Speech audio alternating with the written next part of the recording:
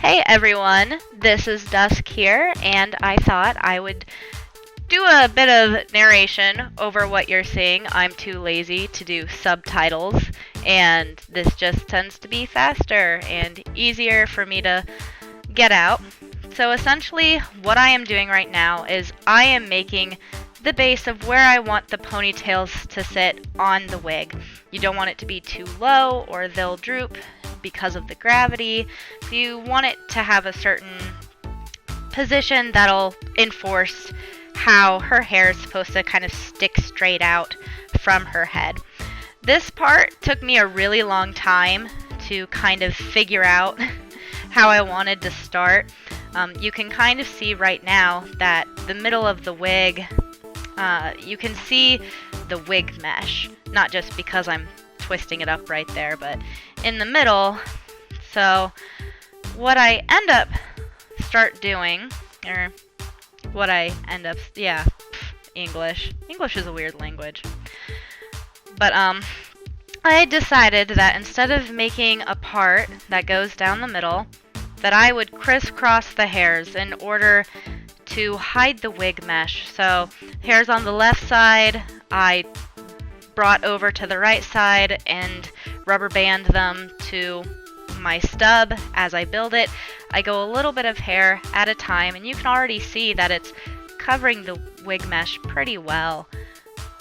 It is a very time-consuming process, and sometimes it's a bit difficult to make sure that it's covering the middle. You don't necessarily have to hide your wig mesh like I'm doing. There are ways to sew wefts along the part in order to give it a natural looking part.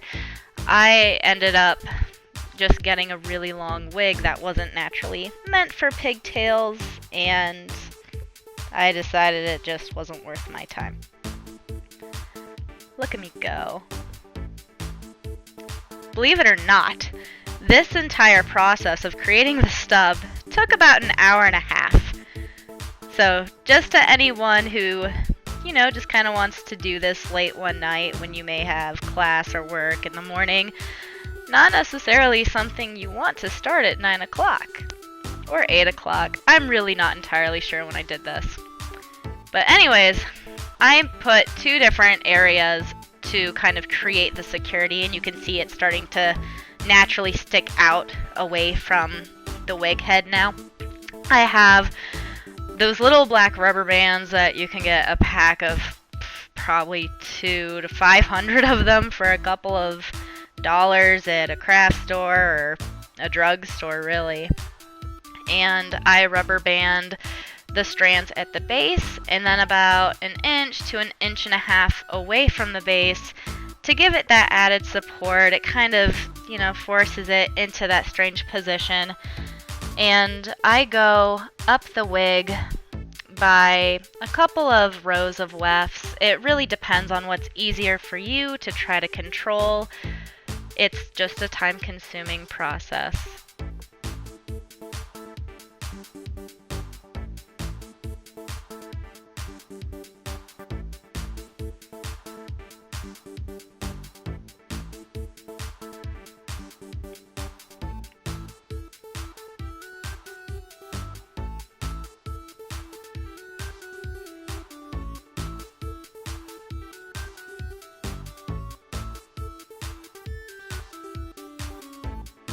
Now, as you get towards the top of the wig, you are going to notice that there's a lot more hair on the top than they tend to have on the back or on the sides. So you are going to end up with some bigger chunks later on. And you can kind of see that the one that's coming down on, it'll be either the left side or the right side, but one of the two sides, it's going to look like it blends perfectly into the rest of the wig, but the other side, you'll be able to kind of see the part going in that weird diagonal across the back. If that's something that's going to bother you, I don't necessarily encourage covering the back of the wig mesh like this, but it is nice if you don't have extra wefts or anything that you can just add on to force that fake part. So now what I'm doing is I am cutting off the excess hair. I am going to use it to create my Odangos. So Odangos, you see most commonly used with Sailor Moon cosplays. They carve the insides out, which is what I'm doing right now, and you're making a hole big enough to slip onto the stub that you just created. So one of the reasons mine are so long is because these eggs are rather long, and I wanted as much internal support as I could get. This stuff is really messy and will get everywhere, so definitely make sure that you are doing it over a trash can of some kind. But it's really not a complicated process. It is just very time consuming. Before I cut the pigtails off, I made sure to rubber band them at the top. That way it all stays together. You do not want a bunch of loose hairs everywhere. It is the worst. And it'll get like that naturally anyways.